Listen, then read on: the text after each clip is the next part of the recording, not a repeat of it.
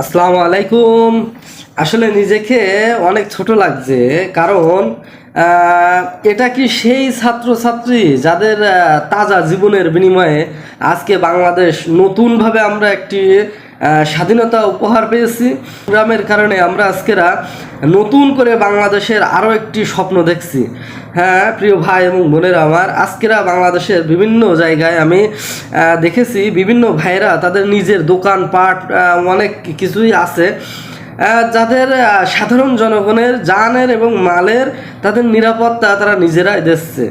তাদের ঘুম নষ্ট করে, তাদের সমস্ত কিছু নষ্ট করে রাতে পাহারা দিতে হচ্ছে তাদের দোকানপাট ব্যবসা বাণিজ্য, তাদের রাতের ঘুম হারাম করে পাহারা দিচ্ছে সাধারণ জনগণ।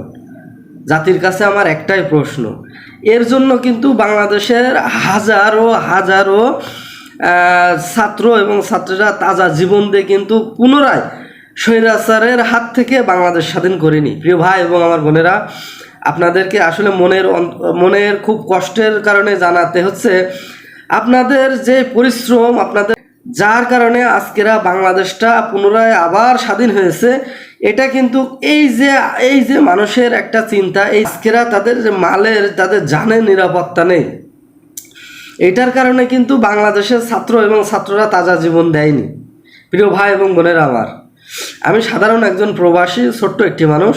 তো আমার এই বিভিন্ন জায়গার এগুলো দেখে আমারও খুব খারাপ লাগছে যে আজকেরা তারা এত সুন্দর করে সাজানোর জন্য চিন্তা চেতনা এবং পরিকল্পনা করছে, আর এই যে কিছু লোক বিভিন্ন মার্কেটে যে ভাঙচুর করছে, তাদের মাল নিয়ে যাচ্ছে, তাদের সম্পদ, জনগণের সম্পদ লুট করে নিয়ে যাচ্ছে, এটা কিন্তু বিশ্ব সবাই কিন্তু দেখছে। একে ছাত্রদেরকে সাধুবাদ জানাচ্ছে, দ্বিতীয়ত এই কিছু লোকের কারণে কিন্তু বাংলাদেশের চিত্রটা আসলে পাল্টে যাচ্ছে দিন দিন। আমরা কিন্তু এটা প্রত্যাশা কখনো করি না এবং করতেও চাই না। তো সাধারণত আমার কথা যেটা, ছাত্রছাত্রীদের আমি আহ্বান করব আবারও, প্লিজ ভাই এবং বোনেরা আমার, আপনারা যে সংগ্রাম করেছেন, আপনারা যে কঠোর যে পরিশ্রম করেছেন, আপনারা একটু লক্ষ্য করবেন এই বিষয়টা নিয়ে। আপনারা সাধারণ মানুষের ক্ষতি করবেন না কোনো সময়, সাধারণ মানুষের জান এবং মালের নিরাপত্তা দিবেন।